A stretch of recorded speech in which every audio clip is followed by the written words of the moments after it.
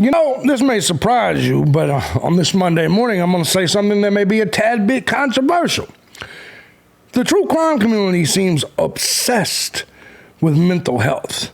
And I'm going to elaborate a little bit further, but now they're all freaking out because medical records won't be, given to the public in the Kohberger case.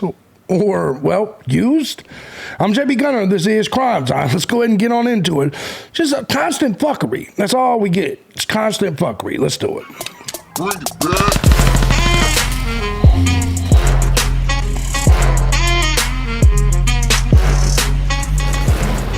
What's going on, everybody? Hope you guys are all having a fantastic Monday. Guys, I'm thejbgunner, and this is Crime Time.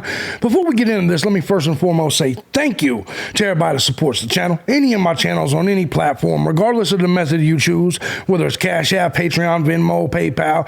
Truth is, guys, I couldn't do this each and every day as often as I do if it wasn't for you, the Gun Squad. Appreciate you guys so much. And if you too find my content valuable, feel free to hit the links down below. Show some love, support the channel. I appreciate every last one of you. While you're down there, do yourself a favor. Check out some of the channels, man. If you're not a snowflake, you can check out my, I guess if you agree with my shirt, you may want to go check out my politics channel, my live stream channel. But for you guys that are maybe gamers, I got a gaming channel, amusement park channel, all of that shit. It's all down there. Anyways, let's go ahead and jump into this. Look, I think that in the true crime community, we have a bunch of people that just can't handle trauma. And I don't know if it's just millennials or Gen Z or just the way people are raised now, why people can't handle trauma. But maybe me growing up in the 80s, there was so much trauma as you guys call it, everywhere. We just became immune to it, right? Like the term man up was used frequently when I was growing up. Now you're called a bigot if you say man up. And that's just the reality of this whole situation. And we'll get into some of this a little bit, but guys, recently it has been told, we've learned that medical records, mental health records will not be allowed into the Kohberger case. Now, we don't know if those mental records are in regards to Brian Kohberger or any witnesses. We actually have no clue who they are in reference to. But it does not stop the true crime community from elaborating on it. We'll get to this and we'll talk about it, and then I'll talk about some of the true crimers. And listen, I mean no disrespect to the true crimers. In fact, I'll just elaborate on this for just a second. I was watching, and just the other day, a couple weeks ago, Southern Logic had been gone for weeks or whatever, and he was talking about how he needed to handle some things mentally. I guess he was going through some personal things, and I get that. We all have personal issues. JLR had previously talked and has been previously noted by his lawyer that he has mental instabilities. Now JLR, I give him a lot of credit. He's kind of come back from the dead, from prison and all of this, and he's done really actually a good job. I'm starting to respect his work a lot more. Harsh reality, as we all know, he rants and raves and goes on and on and on and on about mental health. Hell, we got true crimers in their closets making videos. You know what I mean? We got a lot of people that are either kind of or very cognizant of people.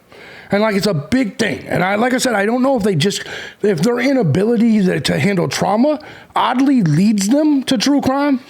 And it's really strange because you would think that if you can't handle trauma in your real life, that going into a genre or in which trauma is the number one thing, you would think they wouldn't want to do that. Like people that are kind of head cases and obsessed with mental anguish, or trauma, you would think that they wouldn't watch horror movies or study serial killers or watch true crime, because you would think it would cause them to relive their trauma over and over again. And by the way, no disrespect and no shade being thrown at any of them other content creators, but let's just call it what it is. We hear the words mental health a lot in this space, and I don't understand the obsession with it. So much so that people that even lean like I lean, that believe Brian Kohberger is innocent until proven guilty. The minute you throw the word mental health out there, it's like it turns a switch in them. And they're like, oh, maybe he might be guilty because mental health. Man, shut the fuck up. I don't understand you people's obsession with mental health. It's unhealthy. Actually, it's just not healthy. Like, not everything is mental health related. For instance, if you've had someone pass in your life or you've experienced some sort of trauma that causes you to be sad, why is that become a mental health issue? I've been stabbed 14 times, shot twice, had family members, friends die. I've went through breakups. I've went through all the same. I've been to prison. I've been through much more than majority of you. And I don't run around here crying and whining about my mental health and your mental health, and we all need to stick together and sing Kumbaya for our mental health. What is wrong with you homos? I don't get it. Man the fuck up. Dead honest. Idaho murder suspect. Now, we touched on this, and this is what got the ball rolling. Because the same aunt that, I believe this is the same aunt that said Brian Kohberger expects different dishes when he eats his vegan treats. We covered this recently. The aunt comes out and says, well, apparently he had mental health issues when he was younger, but then she can't tell you what the mental health issues were. She hinted towards depression. She couldn't tell you what medication. So literally the bitch don't know shit. She can tell you, I want you to let this sink in for just a second. They tell you that Brian Kohberger, I apparently knew his aunt so much that he asked her to get different dishes, pots and pans. But she don't know what his mental instability was because it didn't exist, all right? It didn't exist. Now, why does this all matter? Because this started with this, and then we move on to basically this that you see right before you. This that you see right before you is a court order where both parties in the Brian Kohberger case, this is a stipulation for protective order. Come now, the state of Idaho, by and through Latah County prosecuting attorney and the above-named defendant, by and through his undersigned attorney of record, and hereby stipulate to the entry of a protective order regarding third-party medical records contained in the following discovery folders. AV00, I want you to hear this. Third-party medical records contained in multiple folders here, right? Following discovery folder, so it's in two different folders. Now, I'm curious what that third party means. Are we talking about the people like the hospitals, or is it a third party to the case, right? I don't know for sure if this is Brian Kohberger or a witness or victim or whatever, right? Let's continue. This stipulation limits access to direct review by defense counsel, investigators, and retained experts, and any further dissemination or use of referred medical records would be prohibited absent a specific court order or further stipulation of the parties, which is normal because we have something called HIPAA laws. You know, it's illegal for people to disseminate your health information without a court order anyway. The HIPAA Act of 1996 is a federal law that required the creation of national standards to protect sensitive patient health information from being disclosed without patients' consent or knowledge. That's common sense here in America. And by the way, these are medical records. This does not specify mental health records. I say that for a reason. Because the truth of this is everybody in the true crime community who's obsessed with mental health assumes it's about mental health. Let me ask you a question. We're talking about medical records in a quadruple homicide. What's the likely scenario? That this is about someone being retarded? Or about this being about someone being stabbed to fucking death? It is a quadruple stabbing. Okay? You know, maybe those are the medical records that they're hiding, dummies. No, we think it's mental health because we're obsessed with it. You're fucking retarded. Seriously. Would be prohibited absent a specific court order or further stipulation of the parties. The parties recognize that further dissemination or use may require redaction prior to dissemination or use. Everybody agreed with it. Everybody agreed with it. Now, let me ask you a question. If it was mental health, why would either party agree with it? Chances are it's medical records involving the killing. Dummies. Like if it was Kohberger's mental health, don't you think the defense would want to use it? Hey, look at this psycho. And if it was something that was good for Kohberger or somebody else, don't you think the defense would want to use it? Because it's not about mental health, dummy. It's just not. Let's listen to this goofy bitch, Ashley Bumfield. Roll with it. Another update for you on the Brian Kohberger case. It's not a huge one, but it is kind of weird. It's a rare point of agreement between prosecutors and defense attorneys on Kohberger's team. This week, both of these parties got a protective order keeping Brian Kohberger's medical records off limits to anybody. No, that's not what it said. This dumb bitch, that's not what it said.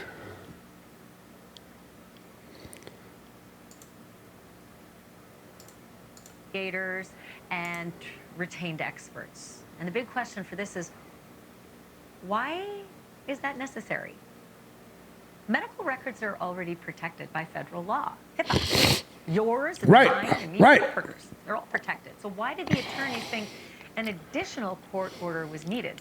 Because it might not be about Kohberger, dummy. Bumfield. It might not be about Kohberger. Goofy bitch. We are going to dig into that one. Oh, thank you for watching. That was a lot of digging. Guys, meanwhile, I want to talk to you guys about something, right? Guys, I'm just going to throw this out here at the end of this video. You guys know I feel like people are innocent until proven guilty, but in some situations, certain people look guilty. Brian Kohberger, to some of you, look guilty. To me, I don't see it. But I'll tell you who does look guilty, Richard Allen. I'm going to show you something, because I want to ask you something. For you people that believe Brian Kohberger is guilty, I want to ask you a question. Considering in majority of these cases, everybody's attorneys typically quit once they realize it's an unwinnable case. I want you to think about Brian Kohberger and his public defender and how they're all going hard. Everybody is smiling and confident in the courtroom. But then when we look over at Richard Allen, everything has been goofy. His attorneys have been goofy. His wife has been goofy. His mom has been goofy. He confessed to the fucking crime. Even though all you people want to blame white supremacists that believe in pagan religion. You people are fucking jerk-offs. It must be a cult, JB. No, Richard Allen did it.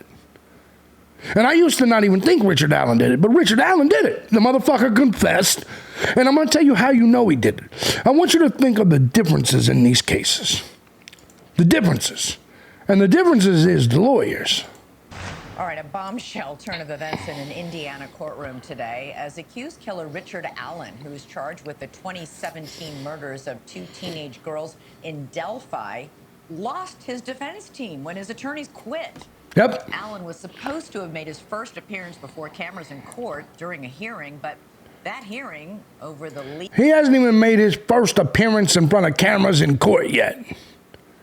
His attorneys quit. Let me tell you something as someone who's been through the court system. Do you know when court attorneys typically quit? When they know they can't win. You know what I'm saying? You know what I mean? I'm asking you. You don't see the difference in Kohberger and his attorneys and the smiles and the confidence? and then Richard Allen? You don't see the difference? One of these two men is clearly guilty. The other man, in my opinion, isn't.